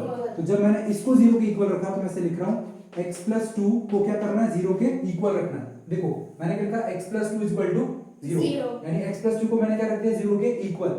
अब अपन ने अभी देखा था कि ऐसा कोई नंबर जिसको यहाँ पे रखने पे हमारा आंसर कितना आ जाए? पूरा का पूरा 0, तो क्या होगा? हिट एंड ट्रायल मेथड से -2। लेकिन हमें हिट एंड ट्रायल मेथड से नहीं जाना है, हमें किससे जाना है? लीनियर इक्वेशन को सॉल्व करते हुए। तो हमारे x की वैल्यू कितनी आएगी? देखो मैंने प्लस 2 को क्या करा? यहाँ पे शिफ्ट कर दिया, तो हमारे x की वैल्यू कितनी आ गई? -2। यानी x की वैल्यू कितनी आई है? -2। इसी तरीके से हम इसे भी निकालते हैं। तो यहाँ पे x प्लस 3 को मैं क्या रखूंगा? 0 के इक्वल, ठीक है। तो x प्लस 3 को जब 0 के इक्वल रखूंगा तो x की वैल्यू कितनी आएगी? -3। Very good. हमारे x की वैल्यू कितनी आएगी? -3। ठीक है, अच्छे से बना देता हूं। x की वैल्यू -3, तो हमारी यहाँ पे वैल्यू कितनी आई है x की? -2। यहाँ पे कितनी आई है? -3। हमारे x की वैल्यू कितनी आई है? -3 और -2। और जब हमने बहुत ही पहले भी क्वेश्चन सॉल्व करा, जैसे x + 1 कितना किया था? 0, और यहाँ पे ऐसी कौन सी वैल्यू रखो ताकि पूरा का पूरा 0 हो जाए? -1। तो -1 कैसा आता है? हमने इसको क्या कर दिया? यहाँ पे ऐसे शिफ्ट कर दिया, तो हमारी वैल्यू कितनी आ गई थी? -1। इस तरीके से अगर हमारी वैल्यू -2 आई है और -3 आई है, इसका मतलब हमारे पास कितने जीरोस आ गए? 2 जीरोस। इन दोनों ही वैल्यूज को अगर हम पूरी इक्वेशन, जो हमारी इक्वेशन थी, हमारी इक्वेशन क्या थी? हमारा जो क्वेश्चन था वो था x² + 5x + 6, ठीक है। अगर मैं x की जगह -2 रख दूं इस पूरी इक्वेशन में, ठीक है, ध्यान से सुनना, x की वैल्यू अगर -2 रखूं तो ये 0 कब कहलाएगा? जब ये इसको पूरा क्या बना दे? 0। समझ में आ रहा है? जीरोस क्या होते हैं? x की वो वैल्यू जिसको इक्वेशन में रखने पे हमारा आंसर कितना आ जाए? 0। तो अगर मैं इस x की वैल्यू को यहाँ पे रख दूं और आंसर क्या आ जाए? 0, तो क्या वो इसका 0 कहलाएगा? बिल्कुल कहलाएगा। इसी तरीके से अगर x की वैल्यू -3 को अगर मैं इस इक्वेशन में रख दूं, ठीक है, तो और उसका आंसर अगर 0 आ गया तो क्या वो इसका 0 कहलाएगा? बिल्कुल। तो चेक करते हैं हम क्या ये 0 होंगे कि नहीं होंगे, ठीक है। पहली चीज तो ये कंफर्म हो जानी चाहिए कि ये कौन सी इक्वेशन है? क्वाड्रेटिक। यहाँ पे पावर कितनी है? 2। पावर 2 होने की वजह से हमारे कितने जीरोस आएंगे? 2 जीरोस आएंगे। लीनियर इक्वेशन में कितने जीरोस आते हैं? 1, क्योंकि उसकी हाईएस्ट पावर कितनी होती है? 1। इस तरीके से क्वाड्रेटिक इक्वेशन में कितने जीरोस आए? 2। लेकिन बस अभी हमें क्या करना है? चेक करके देखना है। चेक करके ये देखना है कि या क्या ये रखने पे हमारा पूरा इक्वेशन या फिर जो क्वाड्रेटिक इक्वेशन है या फिर जो पूरा पॉलिनोमियल है वो जीरो होगा कि नहीं। तो सबसे पहले हम क्या रखें -2। -2 को अगर मैं यहाँ रखूं किसकी जगह रखना है? x की जगह। तो x की जगह -2, तो x की जगह मैं -2 रखूं तो क्या मुझे ऐसे लिखना पड़ेगा -2 का स्क्वायर। x का स्क्वायर मतलब -2 का स्क्वायर, क्योंकि x कितना है? -2। समझ में आया? कितना समझ में आया? प्लस 5। अब 5x का मतलब क्या होता है? 5 into x, और x कितना है? -2। तो 5 into -2, ठीक है, समझ आया? इसके बाद +6, 6 के साथ तो कुछ है ही नहीं, आगे बढ़ते हैं। -2 का स्क्वायर, -2 का स्क्वायर क्या बोलता है? -2 के स्क्वायर का मतलब होता है -2 का स्क्वायर पावर बेस से क्या बोल रही है? बताओ, पावर एक्सपेरिमेंट में पढ़ा था ना, ये क्या है? बेस। ये क्या है? पावर। पावर बेस से क्या कहती है? तुम बताओ। कि पावर बेस से कहती है कि बेस 2 बार मल्टीप्लाई होता है। हाँ ठीक है, पावर हमेशा बेस से क्या कहती है कि तुम्हें इतनी बार क्या होना है? Multiply। मल्टीप्लाई। ठीक है, तो पावर बेस से क्या कहती है कि इतनी बार हमें क्या होना है? मल्टीप्लाई। Multiply। तो बेस यहाँ पे कितनी बार मल्टीप्लाई होगा? 2 बार। यानी -2 को कितनी बार मल्टीप्लाई करना है? 2 बार। तो -2 into -2, और इंटीजर से मल्टीप्लिकेशन तुम लोगों को आता होगा। -2 into -2 कितना होगा? प्लस का 4। समझ आया? तो क्या मैं यहाँ पे लिख सकता हूँ +4? बोलो हाँ। अब 5 into कितना लिखना है? -2, तो +5 into -2 कितना होगा? प्लस माइनस क्या हो जाएगा? माइनस, और 5 into 2 कितना होगा? 10। उसके बाद यहाँ पे कितना लिखा हुआ है? +6। अब हम क्या करेंगे? स्टेप बाय स्टेप, यानी पहले 2 और फिर बाद में 2। तो +4 और -10, इसका आंसर कितना आएगा? -6। ठीक है, प्लस माइनस क्या होता है? और 4 - 10 कितना होगा? मतलब 10 - 4 कितना होगा? 6। और ग्रेटर नंबर कौन है? 10। तो उसका साइन क्या आएगा? माइनस का। तो -6, और फिर आगे क्या लिखा हुआ है? +6। अब -6 + 6 कितना हो जाएगा? 0। तो बताओ, -2 रखने पे, x की वैल्यू -2 रखने पे क्या हमारी पूरी क्वाड्रेटिक इक्वेशन 0 बन रही है? तो क्या x -2 हमारा 0 है? बिल्कुल सही। तो हमारा एक 0 तो कंफर्म हो गया। ठीक है, अब दूसरे को भी हम कर लेते हैं, चेक कर लेते हैं। ठीक है, इसी तरीके से चेक करना है, बिल्कुल सिंपल है। अब x की जगह में क्या रखना है? -3। तो सेम है, -3 का क्या करना है? स्क्वायर प्लस 5x का मतलब 5 into x, यानी 5 into x, x कितना है? -3। तो 5 into -3 + 6। ठीक है, अब -3 का स्क्वायर पावर बेस से मुझे क्या बोलती है? कितनी बार मल्टीप्लाई होना है? 2 बार। तो -3 कितनी बार मल्टीप्लाई होगा? 2 बार। -3 into -3 कितना होगा? +9। ठीक है, तो मैं क्या लिखूंगा? +9 plus 5 into 3 plus minus minus 5 3 15, मतलब -15, और +6। ठीक है, अब +9 -15, तो प्लस माइनस माइनस, और 15 - 9 कितना होगा? 6। तो ये कितना आएगा? -6 + 6, और -6 + 6 कितना आएगा? 0। तो यहाँ पे भी हमारा आंसर कितना आ रहा है? 0। तो क्या x -3 रखने पे हमारा ये जो इक्वेशन है वो क्या हो रही है? 0। तो क्या ये इसका 0 है? क्या ये इसका रूट है? क्या ये इसका सोल्यूशन है? बिल्कुल सही। तो हमारे पास 2 सॉल्यूशंस आ गए, यानी 2 जीरोस आ गए, और 2 रूट्स भी आ गए। ठीक है, तो क्वाड्रेटिक इक्वेशन में कितने रूट्स होते हैं? हमेशा 2 रूट्स। ठीक है, हमेशा याद रखना है। लीनियर इक्वेशन में कितने रूट्स? 1। लीनियर इक्वेशन में कितने रूट्स? 1। क्वाड्रेटिक इक्वेशन में कितने रूट्स? 2। और क्यूबिक इक्वेशन में कितने रूट्स? 3। और बाय क्वाड्रेटिक में कितने रूट्स? 4। यानी हाईएस्ट पावर ही बताती है कि आखिर हमारी इक्वेशन में कितने रूट्स होंगे। समझ आया? तो जीरोस हम कैसे फाइंड करते हैं? स्प्लिटिंग द मिडिल टर्म समझ में आई? पक्का। एक और क्वेश्चन लेते हैं और सॉल्व करते हैं, उसके बाद हम देखेंगे श्रीधराचार्य रूल। ठीक है, कैसे श्रीधराचार्य रूल से हम रूट्स को निकाल सकते हैं। तो हम एक और क्वेश्चन लेते हैं। तो क्वेश्चन है 3x² + 8x + 4। ठीक है, तो ये हमारा क्या है? Quadratic polynomial. इसका हमें क्या पता करना है? रूट्स पता करना है, या फिर सॉल्यूशंस, या फिर क्या पता कर सकते हैं? जीरोस। किसका यूज करके? Splitting the middle term. ठीक है, अभी हम किस मेथड पे चल रहे हैं? Splitting the middle term. तो स्टार्ट करते हैं। सबसे पहली चीज हम लोगों ने क्या देखी थी कि हमें इसको कहां नोट करना है? इधर। और इस लास्ट वाले टर्म को कहां नोट करना है? यहां पे। तो 3x² यहां पे लिखेंगे, उसके बाद +4 को कहां लिख लेंगे? यहां पे। कहां लिखेंगे? लास्ट में। इसके बाद हमने ये चीज ध्यान दी थी कि सबसे पहली स्टेप क्या होती है? सबसे पहली स्टेप क्या थी? सबसे पहली स्टेप ये थी कि हमें ऐसे 2 नंबर चूज कर रहे हैं जिनको मल्टीप्लाई करने पे हमारा आंसर कितना है। अच्छा, वो चीज तो देख लें पहले कि इन दोनों को हमें क्या करना है? मल्टीप्लाई। तो सबसे पहली स्टेप क्या होती है? 3 और 4, यानी फर्स्ट टर्म और जो लास्ट टर्म का जो कांस्टेंट है उन दोनों को क्या करना है? मल्टीप्लाई। क्या करना है? मल्टीप्लाई। तो 3 into 4 कितना होगा? 3 into 4 12. ठीक है, 3 into 4 कितना हुआ 12। यानी अब हमें ऐसे दो नंबर सपोज करने हैं जिनको मल्टीप्लाई करने पे हमारा आंसर कितना आ जाए 12. ठीक है, हमारा आंसर कितना आ जाए 12. ठीक है। तो ऐसे दो नंबर कौन कौन से हो सकते हैं, देखो मैं बताता हूं। सबसे पहले हम ले सकते हैं 3 into 4, 3 into 4 भी कितना देगा 12. अगर मैं 6 into 2 लिखूं तो वो भी कितना देगा 12. अगर 12 into 1 लिखूं तो वो भी कितना देगा 12. या फिर 4 into 3 लिखूं तो वो भी कितना देगा 12. तो इस तरीके से 2 into 6 भी लिखूं तो वो कितना देगा 12. बट मुझे ऐसे इन दोनों में से इन सब में से ऐसा पेयर चूज करना है जिनको मल्टीप्लाई करने पे कितना आ जाए 12 और जिनको प्लस या माइनस करने पे हमारा आंसर कितना है सेंटर पे रखी वैल्यू। कौन सी वैल्यू सेंटर पे रखी वैल्यू। ठीक है। तो मुझे इनमें से बस सिलेक्ट करना है कि आपके कौन से ऐसे दो नंबर्स होंगे जिनको मल्टीप्लाई करने पे मेरा आंसर कितना आ जाए 12 और प्लस या माइनस करने पे कितना आंसर है 8. सेंटर रखी वैल्यू। ठीक है, तो मैं स्टार्ट करता हूं। सबसे पहले इस पे आता हूं 3 into 4, तो 3 into 4 करूंगा तो 12 तो मिल रहा है, नो डाउट 12 मिल रहा है। बट क्या 3 और 4 को प्लस या माइनस करें, जैसे 3 और 4 को मैंने प्लस करा तो 3 और 4 को प्लस करने पे कितना आंसर आएगा 7। ठीक है, तो क्या हमें 7 चाहिए, नहीं. इसका मतलब हमें इसको माइनस करके देखते हैं। 3 - 4 करोगे तो कितना आएगा -1, तो क्या हमें -1 चाहिए। नहीं. ठीक है, तो अब हम क्या करेंगे, इसको 4 - 3 कर लेते हैं। ठीक है, कितना कर लेते हैं 4 4 - - 3। 3. तो अगर मैंने इसे 4 - 3 करा तो इसका आंसर कितना आएगा 1। One. तो क्या हमें 1 चाहिए, नहीं. हमें कितना चाहिए 8। Eight. ठीक है, तो ये वाला तो बिल्कुल भी हम ले नहीं सकते। ठीक है, उसके बाद 4 into 3 का भी ऐसे ही हाल होगा कि नहीं होगा। हाँ. 4 into 3 12 तो दे देगा, लेकिन प्लस करने पे 7 देगा और माइनस करने पे 1 देगा, वो हमें चाहिए नहीं, तो ये भी कैंसिल आउट। 3 into 4 इसका भी कैंसिल आउट। 6 into 2 पे आता है, 6 into 2 को अगर मल्टीप्लाई करोगे तो कितना आएगा 12 और 6 और 2 को अगर तुमने प्लस कर दिया तो कितना मिलने वाला है 8 और 8 हमारी रिक्वायरमेंट है। हाँ. इसका मतलब इस कंडीशन को हम लेके चलेंगे। ठीक है, लेकिन मैं 6 और 2 को माइनस नहीं कर सकता। क्यों नहीं कर सकता, क्योंकि 6 और 2 को अगर माइनस करूंगा तो कितना आंसर आएगा 4 और 4 हमें नहीं चाहिए, हमें कितना चाहिए 8 चाहिए। तो 6 और 2 को क्या ही करना पड़ेगा प्लस, और 6 के साथ भी कौन सा साइन होना चाहिए प्लस का, और 2 के साथ भी कौन सा साइन होना चाहिए प्लस का। तो हमारे दो नंबर आ चुके हैं। हाँ. क्या हमारे दो नंबर आ चुके हैं जिनको मल्टीप्लाई करने पे हमारा आंसर 12 आएगा। हाँ. क्या हमारे दो नंबर आ चुके हैं जिनको प्लस या माइनस करने पे हमारा आंसर 8 आएगा, हाँ. यानी प्लस करने पे आएगा। ठीक है, तो मैं यहाँ पे लिखूंगा +6 और फिर कितना लिखूंगा +2। लेकिन एक डिजिट है, एक दिक्कत है। क्या दिक्कत है, हमें यहाँ पे क्या लिखना है x।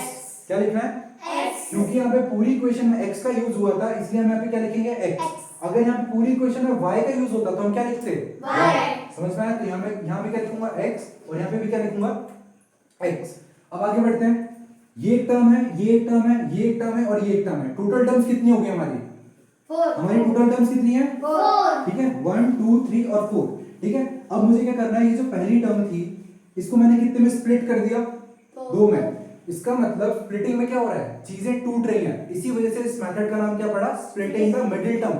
और सोचने वाली बात है, इसके और इसके बीच में कौन है 8x। क्या ये बीच में है, और बीच में रहने वाली चीज को अपन मिड बोलते हैं। हाँ. जैसे अगर कोई चीज मिड में हो तो उसे क्या बोलते हैं बीच में रहने वाली, इसीलिए इस मेथड का नाम पड़ा है splitting the middle term. Split मतलब तोड़ना, तो 8 को हमने क्या दो भाग में तोड़ दिया 6x और 2x में, और मिडिल टर्म है इसलिए स्प्लिटिंग द मिडिल टर्म। समझ में आया। अब हम क्या करेंगे, कॉमन निकालेंगे, एक टर्म और दूसरी टर्म में से कॉमन निकालेंगे।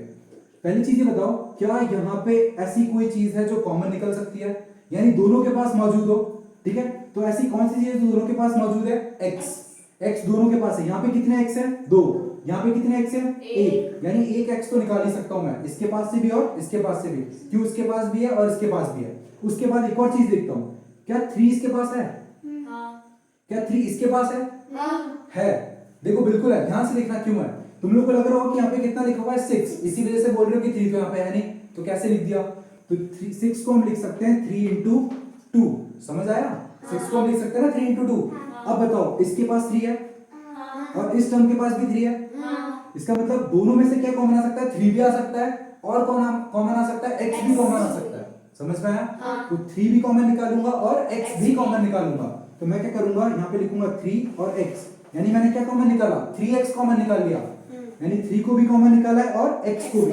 जब यहाँ से 3 भी निकल गया और x भी निकल गया, और यहाँ पे कितने x थे 2, बच्चे कितने होंगे 1. यहाँ पे मैं 1x लिखूंगा, हाँ. 3 तो जा चुका है, तो बचा क्या सिर्फ 1x। बाद में क्या लगाएंगे प्लस, इसके बाद यहाँ से 1 3 जा चुका है लेकिन 2 बच गया, ठीक है, एक 3 जा चुका है, 2 बच गया और x भी निकल चुका है, तो कितना बचा होगा यहाँ पे सिर्फ 2, तो यहाँ पे क्या लिखूंगा मैं 2 आगे बढ़ते हैं। अब इन दोनों टर्म की बारी आई। इन दोनों टर्म्स में से ऐसी कौन सी चीज है जो दोनों के पास है? देखो x तो दोनों के पास बिल्कुल भी नहीं है, इसके पास x है लेकिन इसके पास x नहीं है, लेकिन इसके पास 2 है। क्या इसके पास 2 दिख रहा है? हाँ बिल्कुल, क्योंकि हम इसे क्या लिख सकते हैं 2 इंटू, 2 यानी एक 2 है इसके पास, मतलब 2 2 है। एक तरीके से देखें तो इसके पास कितने 2 हैं? 2 2। तो मैं क्या करूंगा, इसमें से 2 कॉमन निकालूंगा, क्योंकि कॉमन वही चीज निकाली जाती है जो दोनों के पास क्या हो, मौजूद हो। दोनों के पास जो चीज कॉमन होती है यानी मौजूद होती है, उसे ही हम क्या करते हैं, कॉमन निकालते हैं। तो मैं यहाँ से कॉमन क्या निकालूंगा 2, वो भी कौन सा +2। अब अगर 2 यहाँ से निकल चुका है तो यहाँ पे कितना बचा होगा? यहाँ से 2 निकल गया, एक 2 बचा होगा, यहाँ क्या लिखेंगे हम +2। अब ये बताओ, ये पूरी एक टर्म है और ये पूरी टर्म है, ऐसा क्यों? क्योंकि दोनों की दोनों किससे बॉन्डेड है? मल्टीप्लिकेशन से। मल्टीप्लिकेशन टर्म्स को सेपरेट नहीं करते, प्लस और माइनस ही टर्म्स को क्या करते हैं? सेपरेट। अब ये बताओ, इस पूरी क्वांटिटी और इस पूरी क्वांटिटी में ऐसी कौन सी चीज है जो दोनों के पास मौजूद है? x+2 दोनों के पास मौजूद है, तो क्या मैं उसे कॉमन निकाल सकता हूँ? हाँ। बिल्कुल, कॉमन का तो रूल ही होता है कि जो यहाँ पे ज्यादा होगा या फिर मौजूद होगा उसको हम क्या करेंगे, बाहर निकाल लेंगे। यहाँ से x+2 निकल के गया तो यहाँ पे कितना बचा? 3x प्लस यहाँ से x+2 निकल के गया तो यहाँ पे कितना बचा? 2 ठीक है, 2 बचा। इसका मतलब x+2 और 3x+2 हमारे ब्रैकेट में आ गया। अच्छा ये बताओ, ये हमारी क्या थी? इक्वेशन। तो 0 होना जरूरी है, इक्वल टू के बाद 0 होना जरूरी है, क्योंकि अच्छा पहले अपन इसे पॉलिनोमियल लेके चलते हैं। क्या लेके चलते हैं? पॉलिनोमियल। लेकिन हम क्या पढ़ रहे हैं? जीरोस ऑफ द पॉलिनोमियल, यानी x की वो वैल्यू जिसको पॉलिनोमियल पे रखने पे हमारा पूरा का पूरा पॉलिनोमियल क्या हो जाए? 0। तो हमें इस पॉलिनोमियल को अल्टीमेटली क्या बनाना है? 0 के इक्वल। तो मैं क्या करूं, इसको 0 के इक्वल रख दूं? हाँ। बिल्कुल रखना ही पड़ेगा, क्योंकि हमें पूरा पॉलिनोमियल क्या बनाना है? 0। तो मैंने इसको क्या कर दिया? 0 के इक्वल रखा। जैसे ही किसी एक्सप्रेशन को अगर हम 0 के इक्वल रख देते तो क्या बन जाती है? इक्वेशन। क्या बन जाती है? इक्वेशन। ठीक है, किसी भी एक्सप्रेशन को 0 के इक्वल रखने पे क्या बन जाती है? इक्वेशन। तो अब ये कौन सी इक्वेशन है? क्वाड्रेटिक, इसलिए कौन सी इक्वेशन बन गई है? Quadratic equation. ठीक है, ये पॉलिनोमियल कौन सा था? क्वाड्रेटिक। इसको 0 के इक्वल रखा तो क्या बन गई? Quadratic equation. तो इस क्वाड्रेटिक इक्वेशन को अब 0 हमेशा आएगा, हर बार, हर स्टेप में कितना लिखना पड़ेगा? Equal to 0। अब मैंने पिछले वाले जो क्वेश्चन था उसमें क्या समझाया था कि अगर एक डिब्बा यहाँ पे है और एक डिब्बा यहाँ पे है, ठीक है, दो क्वांटिटी है, दो क्वांटिटी का प्रोडक्ट 0 कब होगा? जब दोनों में से क्या हो जाए? एक कोई 0 हो जाए। दोनों में से कोई एक क्या हो जाए? 0 दोनों में से कोई एक क्या हो जाए? 0 दो क्वांटिटी का प्रोडक्ट कब 0 होता है? जब दोनों में से एक क्वांटिटी क्या हो जाए? 0 ठीक है, ये बहुत ही अच्छे से याद रखना है, यानी या तो ये 0 हो जाए या फिर ये 0 हो जाए। ठीक है, तो सबसे पहले मैंने क्या करा, इसको 0 के इक्वल रखा और फिर इसको 0 के इक्वल रखा। तो जब मैं इसको 0 के इक्वल रखूंगा तो इसकी वैल्यू कैलकुलेट करते हैं। ठीक है, तो मैंने यहाँ पे लिखा x+2 = 0। ठीक है, क्योंकि मुझे इसको क्या रखना है? 0 के इक्वल। समझ में आ रहा है? हाँ। x+2 = 0। यहां से किसकी वैल्यू निकालूंगा? x की। तो x की वैल्यू कितनी आएगी? -2, क्योंकि 2 को मैंने क्या कर दिया वहां पे? शिफ्ट। समझ में आया? हाँ। अच्छा, नेक्स्ट देखते हैं 3x को किसके इक्वल रखूं? 0 के। तो 3x + 2 = 0। यहां से अगर मुझे x की वैल्यू निकालनी है तो सबसे पहले कौन निकलेगा यहां से? 2 +2। तो वहां पे जाके क्या हो जाएगा? -2 अब हमें किसकी वैल्यू निकालनी है? x x की वैल्यू निकालने के लिए 3 को कहां भेजना पड़ेगा? डिवाइड में, क्योंकि वहां पे किसमें है? मल्टीप्लाई में, इसलिए -2/3। तो x की वैल्यू कितनी आई? -2/3। अच्छा, -2 रखने पे, अच्छा x की वैल्यू कितनी आई है? -2 इधर x की वैल्यू कितनी आई है? -2/3। क्या हमारे पास x की दो वैल्यूज हैं? हाँ। क्या इधर जो इक्वेशन है वो कौन सी है? क्वाड्रेटिक। क्वाड्रेटिक में हाईएस्ट पावर कितनी होती है? 2। तो हमारे जीरोस भी कितने होंगे? 2। लीनियर में कितने होते हैं? 1। क्योंकि हाईएस्ट पावर कितनी होती है? 1। समझ में आया? 1 पावर होती है हाईएस्ट, इसलिए कितने जीरोस होंगे? 1। ठीक है, 1 रूट होंगे, 1 जीरोस होंगे, 1 सॉल्यूशन होंगे, एक ही चीज है। ठीक है, तो हमारे x की कितनी वैल्यूज आई हैं? 2। अब हमें ये देखना है कि क्या x की वैल्यू इस इक्वेशन में रखने पे क्या ये इक्वेशन 0 बनेगी? नहीं। अगर ये इक्वेशन 0 बन गई, क्यों नहीं बनेगी? क्यों नहीं बनेगी? बन जाएगी। बिल्कुल बनेगी, क्योंकि x ये निकला ही इससे है। ठीक है, जब हमने स्प्लिटिंग द मिडिल टर्म का यूज करा तो हमारी जो x की वैल्यू है वो कितनी आई है? -2। उसको अगर हम इसमें रखेंगे, अगर वो 0 के इक्वल आ गई तो क्या वो हमारा रूट कहलाएगा? हाँ। बिल्कुल कहलाएगा, क्योंकि रूट की इक्वेशन ही क्या होती है? रूट की मतलब डेफिनेशन क्या होती है? जीरोस की डेफिनेशन पढ़ी है ना हमने। हाँ। ऐसी x की वैल्यू जिसको इक्वेशन में रखने पे हमारी पूरी इक्वेशन क्या बन जाए? 0। वो क्या कहलाता है हमारा? रूट या फिर जीरो, Zeros. ठीक है। तो हम इसको क्या करेंगे, इसमें रख के देखेंगे, ठीक है। तो चेक करते हैं आखिर ये आ रहा है कि नहीं आ रहा।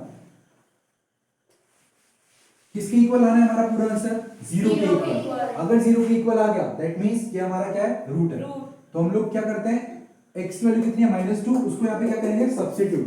तो 3 इंटू एक्स स्क्वायर का मतलब क्या होता है, x की वैल्यू का स्क्वायर, ठीक है। तो x की वैल्यू कितनी है -2 का स्क्वायर प्लस 8 इंटू x कितना है, -2. तो हम यहाँ पे क्या लिखेंगे -2 प्लस 4 इज इक्वल टू 0। अब 3 इंटू ये बेस है और ये पावर है, पावर बेस से हमेशा क्या कहती है कि तुम्हें इतनी बार क्या होना है, Multiply. ठीक है। तो -2 को कितनी बार मल्टीप्लाई होना है, 2 बार। दो बार। -2 इंटू -2 कितना आंसर आएगा, +4। कितना आएगा, +4 मतलब 4 लिख दिया, प्लस 8 इंटू 2 कितना होगा 16 और प्लस माइनस कितना होगा, तो ये -16 प्लस 4 इज इक्वल टू कितना 0। 3 इंटू 4 कितना होगा 12 -16 प्लस 4 इज इक्वल टू 0। अब देखो +12 -16 प्लस माइनस कितना होगा माइनस, और 16 - 12 कितना होगा 4, और ग्रेटर नंबर का साइन इसलिए -4 और फिर +4 इज इक्वल टू 0, और +4 -4 कितना होगा 0। तो हमारा आंसर कितना आ रहा है, 0 इक्वल टू 0। क्या x की वैल्यू -2 रखने पे हमारा आंसर 0 आ रहा है, पक्का। इसका मतलब ये क्या हमारा रूट है। इसको भी अगर चेक करोगे ना तो ये भी कितना देगा, 0 देगा, समझ में आया। तो ये भी हमारा क्या कहलाएगा, रूट। तो इस तरीके से हम क्या करते हैं, किसी भी इक्वेशन को, क्वाड्रेटिक इक्वेशन में रूट्स पता कर सकते हैं। किस मेथड से, स्प्लिटिंग द मिडिल टर्म, समझ में आया। स्प्लिटिंग द मिडिल टर्म का यूज करके हम किसी भी क्वाड्रेटिक इक्वेशन का क्या कर सकते हैं, जीरोस पता कर सकते हैं, या फिर उसके रूट्स पता कर सकते हैं, या फिर उसके सॉल्यूशंस पता कर सकते हैं, ठीक है। अब एक और मेथड होती है रूट्स पता करने की, ठीक है, वो सबसे सिंपलेस्ट मेथड है, ठीक है। तो उस मेथड का यूज करके हमें क्या करना है, जीरोस को पता करना है। अब हम वो मेथड देखेंगे। तो मैंने स्टार्टिंग में ही बताई थी कि उस मेथड का नाम क्या है, श्रीधराचार्य रूल, ठीक है। तो अब देखते हैं कि श्रीधराचार्य रूल से हम कैसे किसी क्वाड्रेटिक इक्वेशन के रूट्स पता करते हैं, ठीक है। स्टार्ट करते हैं, श्रीधराचार्य रूल।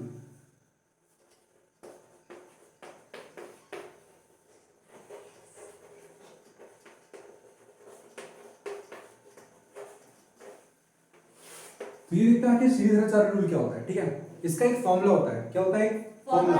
अगर हमें वो फॉर्मूला बहुत ही अच्छे से याद हो गया, ठीक है, बहुत ही अच्छे से।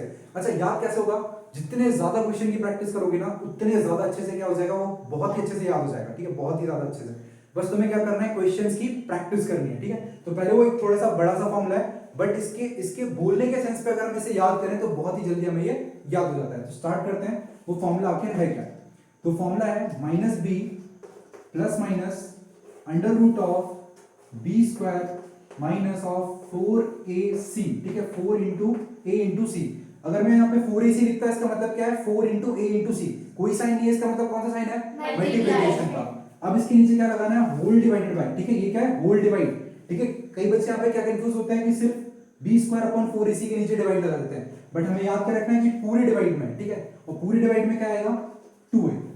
तो ये हमारा कौन सा फॉर्मूला है, श्रीधराचार्य रूल का एक फॉर्मूला है। इसका यूज करके, और यहाँ पे हम क्या लिखेंगे, x, क्या लिखेंगे, x, यानी क्वाड्रेटिक इक्वेशन किस फॉर्म में होती है, एक्स स्क्वायर के फॉर्मेट में ऐसी होती है ना, ax square plus bx plus c equal to 0, ax square plus bx plus c equal to 0, ये हमारी क्या होती है, क्वाड्रेटिक इक्वेशन। तो यहाँ पे क्या है, a b और c, ये सारे के सारे क्या है, कांस्टेंट। a b c क्या है, कांस्टेंट। a b c क्या है, कांस्टेंट। a b c क्या है, कांस्टेंट। कांस्टेंट, ठीक है। और हमें वैल्यू किसकी कैलकुलेट करनी है, x की, यानी हमारे यहाँ से क्या निकल के आएंगे, जीरोस। इस फॉर्मूले में अगर हमने डायरेक्टली a b c की वैल्यू अगर हमने यहाँ पे पुट कर दी तो हमारे x की कितनी वैल्यूज आएंगी, 2। अब आप लोग सोच रहे होंगे कि आखिर यहाँ पे प्लस और माइनस का यूज क्यों करा गया। तो प्लस और माइनस का यूज इसलिए करा गया है क्योंकि एक बार हम कौन सा साइन लेंगे, प्लस का, और एक बार कौन सा साइन लेंगे, माइनस का। तो एक बार प्लस का साइन लेने पे कुछ और आंसर आएगा और माइनस का साइन लेने पे कुछ और आंसर आएगा। तो हमारे x की ऐसी कितनी वैल्यूज आएंगी, 2 वैल्यूज आएंगी ना, क्योंकि प्लस लेने पे कुछ और वैल्यू आएगी और माइनस लेने पे कुछ और वैल्यू। इसका मतलब x यहाँ पे कितनी वैल्यूज आएंगी, 2।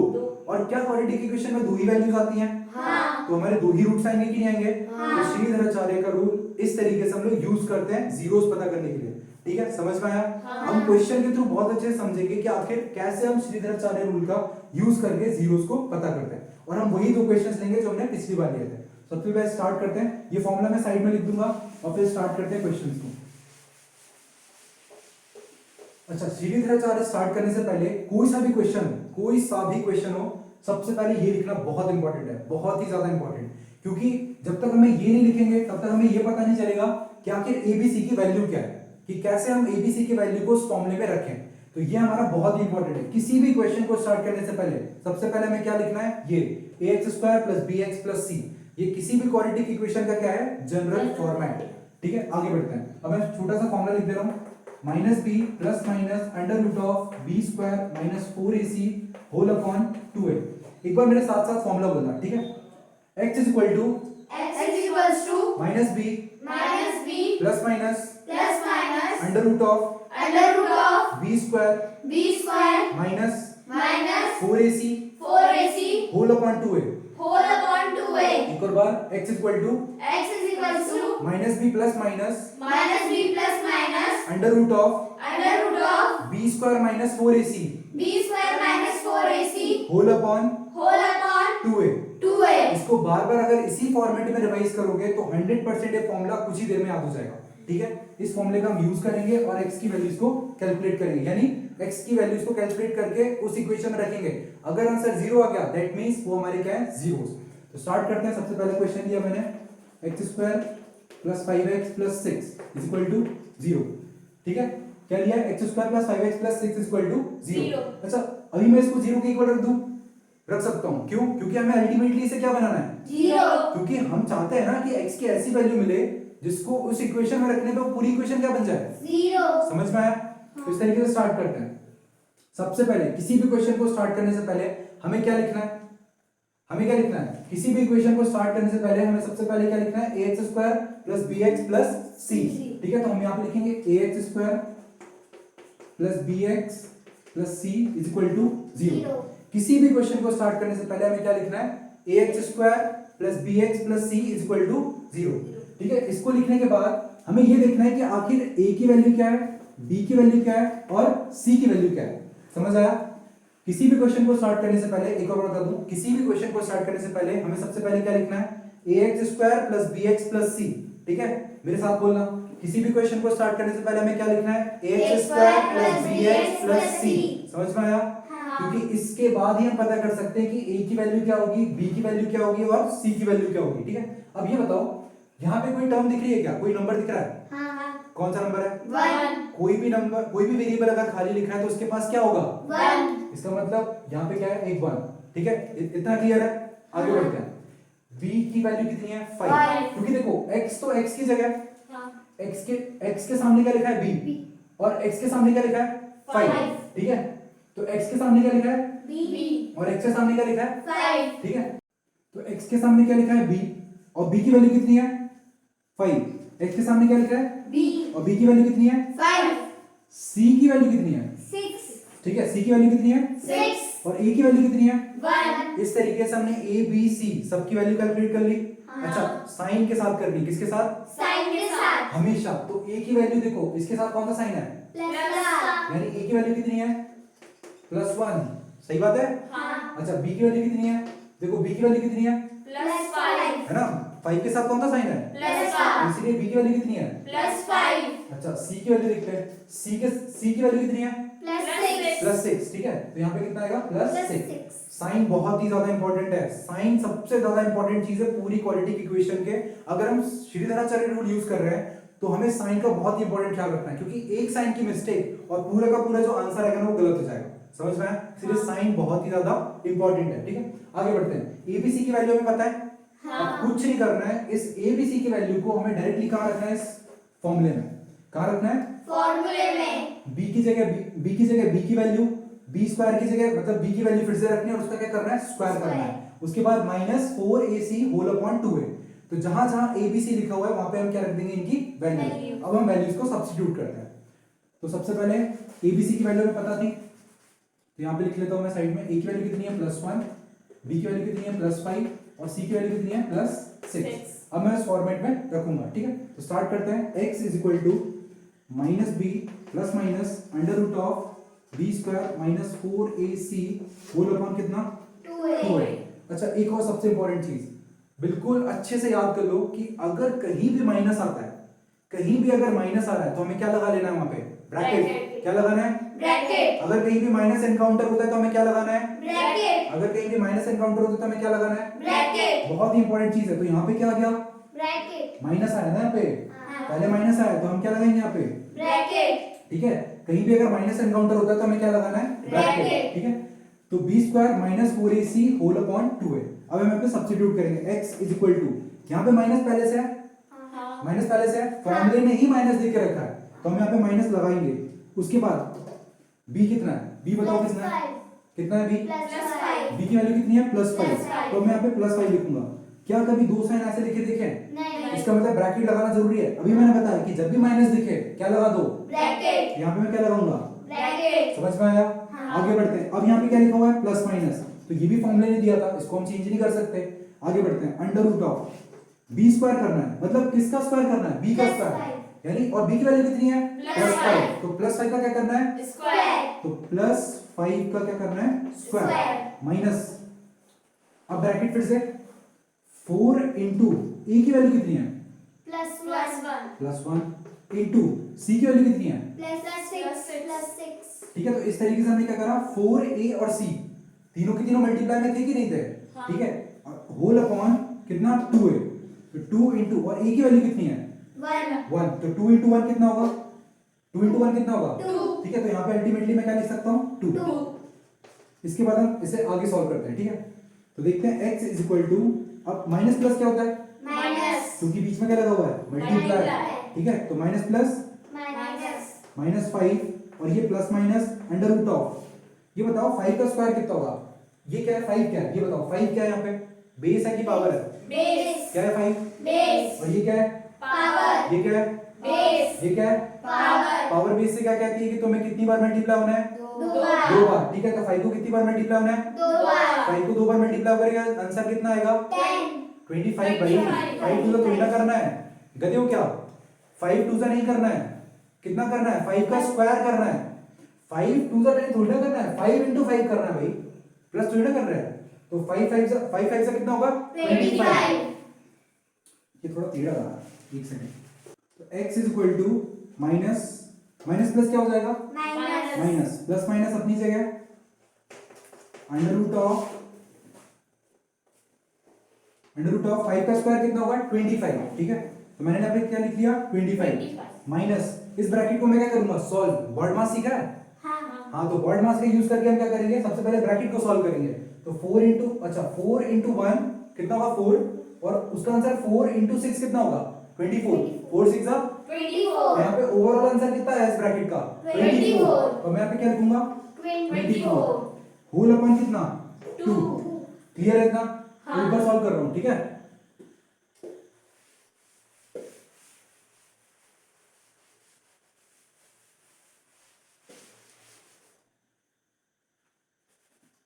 तो x is equal to -5 plus minus under root of 25। देखो इसके पास कौन सा साइन है? 24 के साथ कौन सा साइन है? प्लस प्लस माइनस, माइनस यानी कितना आएगा? 25 माइनस 24। ठीक है, कितना आएगा?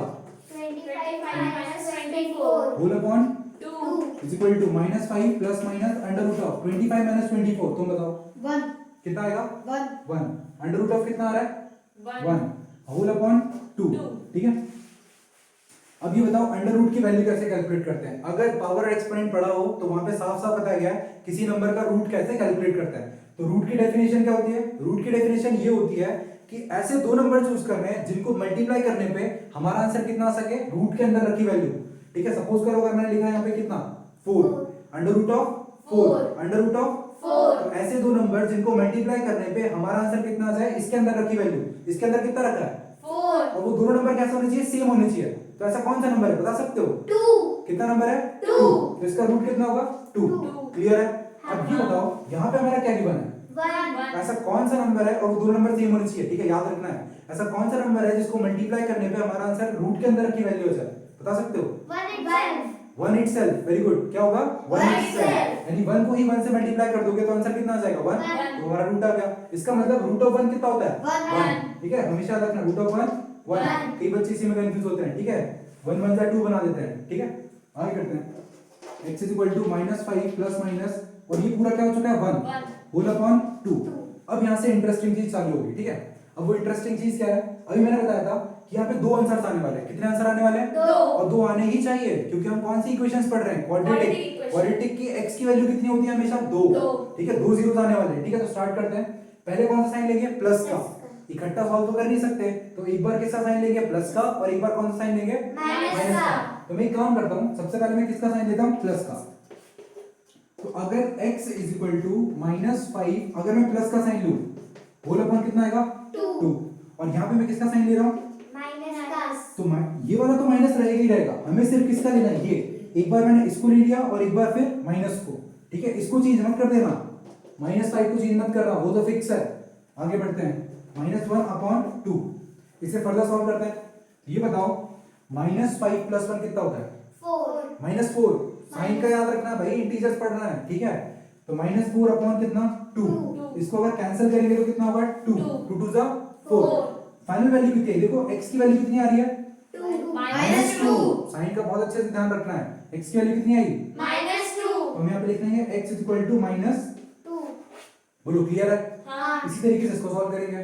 तो x कितना होगा? माइनस माइनस कितना होता है? प्लस। प्लस। करना क्या है? प्लस। प्लस। 5 + 1 कितना होगा? 6। Six। और ग्रेटर नंबर का क्या लग जाएगा? साइन। Sign। तो -6/2। Two। इसको अगर कैंसिल करेंगे 2 3 Six। हमारा आंसर कितना है? x की वैल्यू -3। x -3। बोलो इतना क्लियर है? हाँ। अच्छा, पिछले क्वेश्चन में स्प्लिटिंग द मिडिल टर्म से भी हमारा आंसर यही आ रहा था, x -2 और x -3। बोलो क्लियर है? हाँ। और श्रीधराचार्य मेथड से भी हमारा आंसर कितना आ रहा है? x -2 और x -3। अब अगर हम चेक करके देखें ना, तो 100% x की वैल्यू को इस पॉलिनोमियल, हमारा पॉलिनोमियल क्या था? हमारा जो पॉलिनोमियल था वो था x² + 5x + 6 = 0, ठीक है। इस इक्वेशन में अगर मैंने x की जगह -2 रख दिया ना, तो डेफिनेटली कितना आंसर आने वाला है? 0। आप करके देख सकते हो, ठीक है। और दोनों ही वैल्यू, x की वैल्यू -3 रखने पे भी आंसर कितना आएगा?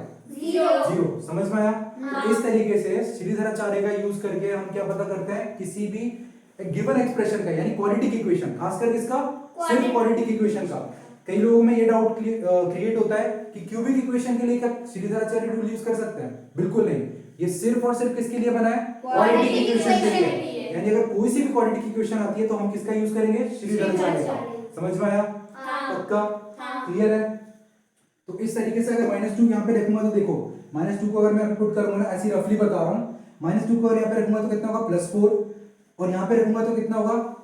-10। +4 -10 और ये +6, ठीक है। और -10 और +4 कितना होगा? -6। और -6 + 6 कितना हो जाएगा? कैंसिल। तो कितना आंसर आएगा? 0। कितना आंसर आएगा? 0। क्या x की जगह -2 रखने पे हमारा पूरा का पूरा पॉलिनोमियल जो है वो 0 हो रहा है? हाँ। इसका मतलब क्या है? इसका रूट है। हाँ। क्या ये भी इसका रूट होगा? बिल्कुल होगा। इसको चेक करके देख लेना, ठीक है। तो हमारे दो रूट्स निकल आए, बोलो हाँ। हाँ। ठीक है, क्लियर है? ये दोनों रूट्स क्या निकल के आए? हमारे क्वाड्रेटिक इक्वेशन के जीरोस हैं, या फिर क्वाड्रेटिक इक्वेशन के सॉल्यूशंस हैं, या फिर इस क्वाड्रेटिक इक्वेशन के जीरोस हैं। समझ में आया? ठीक है। इस तरीके से हम क्या करते हैं? किसी भी क्वाड्रेटिक इक्वेशन के रूट्स कैलकुलेट करते हैं। अब इन्हीं रूट्स को आगे चल के हम क्या बोलते हैं? एक रूट को बोलते हैं अल्फा और दूसरे रूट को क्या बोलते हैं? बीटा। क्या बोलते हैं? बीटा। एक रूट को क्या बोलते हैं? अल्फा। दूसरे रूट को बीटा। एक रूट का नाम क्या रख दिया हमने? अल्फा। और दूसरे रूट का नाम क्या रख दिया? बीटा। एक रूट को क्या बोलते हैं? अल्फा। और दूसरे रूट को? बीटा। फिलहाल हमें यहाँ तक ही फोकस करना है कि एक रूट का नाम क्या होता है? अल्फा, और दूसरे रूट का क्या नाम होता है? बीटा।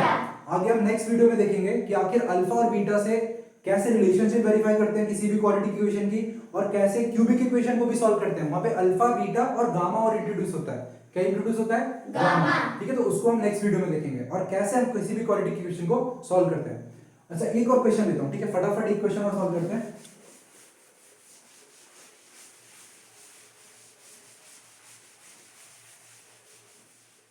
सपोज करना मैंने क्वेश्चन लिया x² -16 = 0। क्या ये क्वाड्रेटिक इक्वेशन है? हाँ। क्या ये क्वाड्रेटिक इक्वेशन है? हाँ। बिल्कुल है, ये क्वाड्रेटिक इक्वेशन है। क्यों? क्योंकि x की पावर कितनी है? 2। और क्यों? क्योंकि x की जो पॉलिनोमियल हमने पढ़ा था ना जनरल फॉर्मेट, वहां पे कंडीशन क्या थी? n जो पावर होगी वो या तो 0 होनी चाहिए या फिर एक पॉजिटिव इंटीजर। तो क्या पॉजिटिव इंटीजर है? हाँ। बिल्कुल है। अब फटाफट इसे सॉल्व करते हैं। सबसे पहले किसी भी क्वाड्रेटिक इक्वेशन को सॉल्व करने के लिए हमें क्या लिखना है? जनरल इक्वेशन, ठीक है, ax² + bx + c। क्लियर है? अच्छा, एक्स स्क्वायर तो एक्स स्क्वायर है, एक्स स्क्वायर के सामने क्या लिखा हुआ है? 1 तो a की वैल्यू कितनी होगी? 1 अच्छा यहाँ पे ये बताओ कहीं पे x लिखा है क्या? यहाँ पे इस पूरी नहीं इक्वेशन में कहीं x लिखा था? नहीं x तो है ही नहीं। ना होने का मतलब क्या है? उसके पास पक्का ऐसे लिखा हुआ, देखो ऐसा लिखा हुआ, पक्का ऐसा ही लिखा हुआ। यहाँ पे लिखा जरूर है लेकिन वो इस तरीके से लिखा है, और जीरो को किससे ही मल्टीप्लाई करो आंसर कितना आएगा? 0 समझ में आया? हाँ। पक्का देखो एक और तरीके से समझा सकता हूँ मैं, यहाँ पे लिख सकता हूँ 1x square plus 0 into X minus 16 equal to 0। ठीक है, इस तरीके से मैंने इसे लिखा। अब ये जो चीज लिखी है ना वो इस चीज के क्या है? बिल्कुल इक्वल है। अब कैसे इक्वल हम समझते हैं। 1x स्क्वायर तो 1x स्क्वायर है उसी की जगह, प्लस 0 इंटू एक्स। अब ये बताओ अगर मैं इसे जनरल इक्वेशन से कंपेयर करूंगा, प्लस bx प्लस c। ठीक है, तो ये बताओ a की वैल्यू तो कितनी आने वाली है? 1 और इसका कोई मतलब है क्या? जीरो को किसी भी नंबर से मल्टीप्लाई करो आंसर कितने वाला है? 0 और जीरो का कोई मतलब होता है क्या? नहीं उसको कुछ नहीं लिखते, तो इसी वजह से यहाँ पे कुछ नहीं लिखा गया। तो ये क्वेश्चन कंफ्यूज करने के लिए दिए जाते हैं। ठीक है, लेकिन हमें पता करके रखना है कि यहाँ पे कैसे लिखा हुआ है। 0 इंटू x क्या लिखा है? 0 into x इस टाइप के क्वेश्चन में बिल्कुल अच्छे से याद रख लो। यहाँ पे क्या लिखा है? 0 इंटू, x इस वजह से x अपनी जगह है और b की वैल्यू कितनी होगी? 0 b की वैल्यू कितनी होगी? 0 और c की वैल्यू कितनी है? 16 साइन के साथ बताओ। minus 16 यहाँ पे हमने a b c की वैल्यू निकाली, a की वैल्यू 1, b की वैल्यू 0 और c की वैल्यू, minus 16 बोलो क्लियर है? हाँ अब तो बहुत ही सिंपल है सॉल्व करना। ठीक है, सिर्फ क्या करना है? फॉर्मूले में पुट करना है। तो फॉर्मूला क्या था हमारा? x is equal to minus B, मतलब माइनस, और b की वैल्यू कितनी है? minus देखो 16 b की वैल्यू माइनस 16 थी ना, तो मैंने यहाँ पे क्या लिख दिया? Minus 16 plus minus under root of b square करना है। क्या करना है? b square. ठीक है, यानी माइनस 16 का स्क्वायर माइनस 4 इंटू a कितना है? a कितना है? 1, और फिर कितना है? c की वैल्यू कितनी है? भैया लेकिन b तो 0 है वहां पे। अच्छा हाँ, b की वैल्यू कितनी है? 0। सॉरी दोबारा स्टार्ट करते हैं। ठीक है, x is equal to minus B, minus of b की वैल्यू कितनी है? 0 ठीक है, यहाँ पे 0 लिखेंगे। ठीक है, और फिर plus minus under root of b square, मतलब b का स्क्वायर करना है, यानी 0 का स्क्वायर करना है। किसका स्क्वायर? 0 का 0 का स्क्वायर क्या होगा? 0 ही होगा। माइनस 4 इंटू a कितना है? 1, और c कितना है? माइनस, 16 और यहाँ पे हमें क्या लगाना है? ब्रैकेट, और होल अपॉन 2 इंटू a कितना है? 1 1। x is equal to minus of 0, मतलब इसका तो कोई अस्तित्व ही नहीं है क्योंकि यहाँ पे क्या आ चुका है? 0। तो यहाँ पे तो 0 ही रहेगा, 0 को तो भूल ही जाओ। Plus minus under root of, अब ये बताओ 0 का स्क्वायर क्या होगा? 0 ही होगा, तो उसका भी कोई अस्तित्व नहीं है। और माइनस, अब ये बताओ 4 इंटू 1 कितना होगा? 4 और 4 16 4 जा 64, 16 4 जा, 64 और माइनस माइनस, प्लस तो आंसर कितना आएगा? Plus 64 whole upon 2। 2 बोलो क्लियर है? हाँ अच्छा ये बताओ अंडर रूट ऑफ 64 क्या होगा? ऐसे दो नंबर ढूंढो जिनको मल्टीप्लाई करने पे हमारा आंसर रूट के अंदर रखी वैल्यू आ जाए, तो वो क्या होगा? 8 8 का कितना होता है? 64 तो क्या मैं इसकी जगह 8 लिख सकता हूँ? हाँ बिल्कुल, मतलब x is equal two plus minus of 8 upon 2। Clear है? हाँ आगे देखते हैं यहाँ से कितनी वैल्यूज निकलने वाली है? 2 एक कौन से? प्लस के साथ, तो प्लस ऑफ 8 अपॉन 2 है ना, इधर प्लस माइनस 8 लिखा है ना, तो अपन क्या लेंगे? एक बार प्लस का 8 और एक बार माइनस का 8, तो x इक्वल टू यहाँ पे कितना आएगा? Minus 8 upon 2। यहाँ पे 2 को इससे कैंसिल करो तो आंसर कितना आया? 4। और यहाँ पे इसको कैंसिल करो तो आंसर कितना आया? -4 ये -4 और ये +4। हमारे x की कितनी वैल्यूज आई? एक +4 और एक। -4 अब देखो जैसे ही मैं x की वैल्यू यहाँ पे रखूंगा, ठीक है, x की वैल्यू में कहाँ रख रहा हूँ? यहाँ पे। अगर मैं x की वैल्यू +4 यहाँ पे सब्स्टिट्यूट करूं तो देखो कितना आएगा? x की वैल्यू कितनी है? +4, तो +4 का क्या करना है? स्क्वायर, माइनस कितना? 16 इक्वल टू 0। 4 का स्क्वायर कितना होता है? पावर बेस से क्या कह रही है? दो बार क्या होना है? पावर बेस से क्या कह रही है? दो बार मल्टीप्लाई होना है। ठीक है, तो 4 4 जा 16 माइनस 16 इक्वल टू 0 16 माइनस 16, 0 तो क्या +4 रखने पे हमारा पूरा पॉलिनोमियल 0 हो रहा है? हाँ तो क्या ये इसका रूट है? हाँ इसी तरीके से -4 भी रख दोगे ना तो भी आंसर कितना आने वाला है? 16, 0 मतलब 0 आने वाला है। सॉरी, कितना आने वाला है? 0 क्योंकि -4 का स्क्वायर भी कितना देगा? +16 ही देगा, क्योंकि माइनस माइनस क्या हो जाएगा? प्लस। तो 16 माइनस 16 कितना? तो 0 उसको भी चेक करके अपन देख सकते हैं। तो ये बताओ कि तुम्हें रूट्स क्लियर हुए? हाँ क्वाड्रेटिक इक्वेशन के कितने रूट्स होते हैं? 2 दो क्योंकि उसकी डिग्री पावर कितनी होती है, दो ठीक है। रूट्स, सॉल्यूशंस और जीरो सारी एक चीज है, हाँ क्लियर है। हाँ क्या किसी भी क्वाड्रेटिक इक्वेशन के जीरोस निकालने के लिए हम स्प्लिटिंग एंड मिडिल टर्म और श्रीधराचार्य रूल दोनों को यूज कर सकते हैं, हाँ ठीक है। सबसे इजी कौन सी लगी, श्रीधराचार्य या फिर splitting and middle term, Shridharacharya ठीक है। तो दोनों ही मेथड्स को यूज कर सकते हैं, बट मैं रिकमेंड करूंगा कौन सी, ये वाली मेथड, क्योंकि यहाँ पे एबीसी की डायरेक्ट वैल्यू यूज कर सकते हैं, ठीक है। तो आज के लिए इतना ही, ठीक है। अब मिलते हैं नेक्स्ट वीडियो में।